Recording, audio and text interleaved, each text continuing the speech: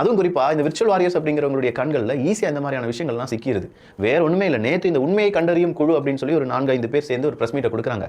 அண்ணன் ஃபெலிக்ஸ் அவர்கள் கேள்வி மேல கேள்வி போட்டு வச்சு பிரிச்சு மேஞ்சிட்டாரு. ஆம்புலன்ஸ் வந்தது. இடையில பேமெண்ட் ஆம்புலன்ஸ் அனுப்பப்பட்டது செய்து. அதை பத்தி நீங்க பேசுனீங்களா? ஆம்புலன்ஸ் எதுவும் மேல இருந்து வரப்பட்டதா நாங்க கருதுறேன். நீங்க இன்னைக்கு அவருடைய ரெட்பிக்ஸ் ஊடகத்திலையும் அதில் எப்படி விஜய் அவர்களுக்கு எதிராக பரப்புரை செய்யப்பட்டிருக்கிறது. 41 குடும்பங்களும் ஒரு நபர் கூட விஜய் அவர்களுக்கு எதிராக கருத்துக்களை சொல்லவில்லை.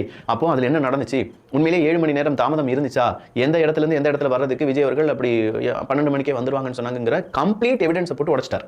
இந்த மனுஷன் இப்படி போட்டு உடைச்சிட்டு இருக்கும்போது இந்த பக்கமாக இருக்கக்கூடிய விர்ச்சுவல் வாரியர்ஸ் யார் இவங்க புதுசாக இருக்கே, கள்ளக்குறிச்சியில் உண்மையை கண்டறியும் குழுவில் இப்படி ஒருத்தவங்க வரவே இல்லை, நம்ம அண்ணா யூனிவர்சிட்டி கேஸில் உண்மை கண்டறியும் குழுவில் இப்படி ஒன்று வரவே இல்லை, அடுத்ததான் நடந்த அந்த அஜித்குமார் அவர்களுடைய வழக்கிலையும் உண்மை கண்டறியும் குழு இப்படி வரவே இல்லை, இன்னும் நிறைய விஷயங்கள் நடந்துச்சு, ஆனால் உண்மை கண்டறியும் குழு வரவே இல்லையே, இந்த முகத்தெல்லாம் பார்த்தா சரியில்லையே அப்படின்னு சொல்லி ஒவ்வொன்றா அந்த முகங்களை எடுத்து ரிவர்ஸ் சர்ச் அப்படிங்கிறத செஞ்சு பார்க்குறாங்க.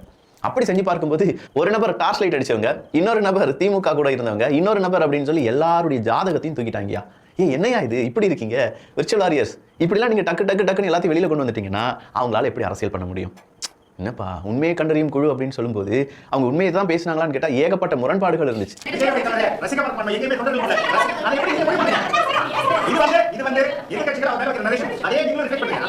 ஃபெலிக்ஸ் அவர்கள் கேட்ட கேள்விக்கும் அவங்க சொன்ன பதிலுக்கும் நிறையவே முரண்பாடுகள் இருந்துச்சு. எது எப்படி இருந்தாலும் ஒரு டாக்குமெண்ட்டை சப்மிட் பண்ணியிருக்காங்க. ஆனா யார் சப்மிட் பண்ணியிருக்காங்க, அவங்களுடைய உள்நோக்கம் என்ன அப்படிங்கிறத விர்ச்சுவல் வாரியர்ஸ் பொளந்து தள்ளிட்டாங்க. Hats off. அவ்வளோ.